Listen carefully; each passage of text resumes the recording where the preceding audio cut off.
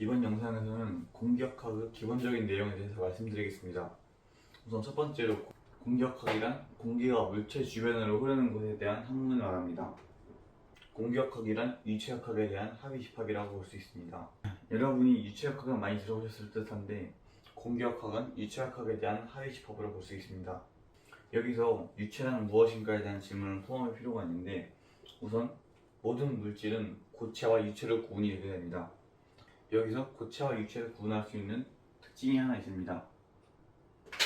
이와 같이 뒷표면에 고체가 있고 유체가 있다고 가정해 봅시다. 이 상황에서 임의로 하나 판을 올리고 이 판을 옆으로 미는 힘을 가했을 때 고체의 경우에는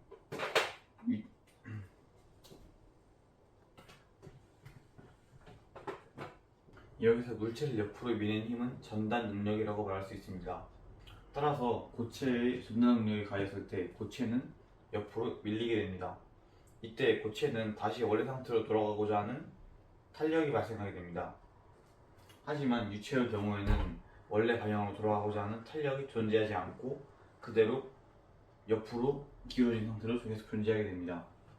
따라서 푸딩과 같은 애매한 물체를 보게 된다면 우리가 일상생활에서 볼 수 있는 이 푸딩은 우리가 옆으로 밀어 전단 능력을 가했을 때 옆으로 기울어졌다가 다시 원래 상태로 돌아오게 되는 그런 힘이 발생하게 됩니다. 따라서 푸딩은 고체라고 볼 수 있습니다. 이제 유체역학과 공기역학의 차이를 알아보겠습니다. 차이를 쉽게 설명하기 위해서 유체역학에는 물, 공기역학에는 공기를 사용하여 설명드리도록 하겠습니다. 일단 차이점 첫 번째로는 공기는 물에 비해 압축성이 존재합니다. 두 번째 차이점으로는 공기가 물보다 훨씬 밀도가 낮습니다. 이 압축성이라는 것은 큰 요소로 작용하게 되는데 특히 비행기의 경우에는 물체를 빠른 속도로 가르게 됩니다. 즉 에어포일이 공기를 가를 때 여기서 유체가 압축되는 현상이 발생합니다. 두 번째 차이점에서는 물과 달리 공기 밀도가 매우 낮다는 것은 배와 비행기 사료를 비교할 수 있습니다. 배의 경우에는 물의 밀도가 매우 높기 때문에 부력이 존재합니다. 하지만 비행기의 경우에는 부력이 거의 없다고 볼 수 있습니다. 이는 곧 배는 XY축에서 추진과 항력을 고려할 필요가 있습니다. 하지만 비행기는 추진과 항력을 비롯해 양력과 양력에 대한 저항, 즉 중력을 이에 반해 비행기는 부력이 없기 때문에 양력과 중력, 추진, 항력 총 4가지를 고려할 필요가 생깁니다. 이에 따라서 배는 XY축, 즉 2차원을 고려할 필요가 있고 비행기는 X, Y, Z 3차원을 고려할 필요가 있습니다. 수학을 해보신 분들이면 아시겠지만 2차원과 3차원은 아주 큰 차이가 존재하게 됩니다. 이제 이 두 가지 차이점을 과학적인 변수와 상수를 통해서 설명드리도록 하겠습니다. 유체역학에서는 두 가지 변수가 존재합니다. 속도와 압력입니다. 공기역학에서는 밀도, 온도, 기체 내부 에너지를 고려해야 됩니다.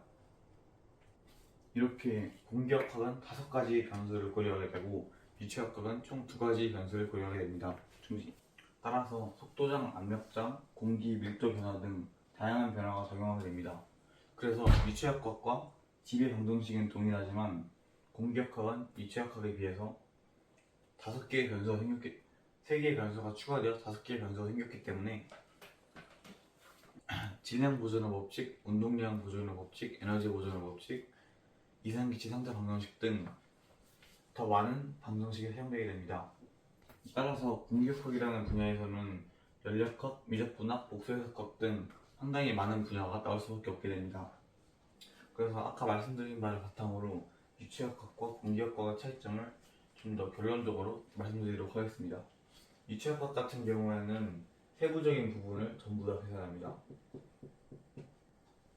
하지만 공기역학은 예를 들어 기체 전반의 힘을 조사하게 됩니다. 이때 에어포일이 있다고 칠 때 이 에어포일은 자연적으로 모멘텀이 발생하게 됩니다. 공기를 아래쪽으로 흘려보내기 때문에 실제 이 날개는 앞으로 회전하는 힘이 발생하게 되고, 또한 이제 여기서 발생하는 압력으로 인해 양력이 발생합니다. 그래서 이 양력의 총값과 이 양력의 합한값과 모멘텀 그리고 힘의 중심점, 이처럼 날개의 세부적인 부분마다 계산하지 않고 전반적인 부분을 계산할 수밖에 없게 됩니다. 따라서 오늘 이 영상을 통해서 유체역학은 2개의 변수가 존재하고 공기역학은 5개의 변수가 존재하기 때문에 유체역학은 각각 작은 세부적으로 흐름 필드를 나눠 계산할 수 있게 되고, 공기역학은 날개 전반의 힘을 계산하게 된다는 것을 알 수 있었습니다. 이제 다음 영상에서는 공기역학의 자세한 부분을 다루도록 하겠습니다.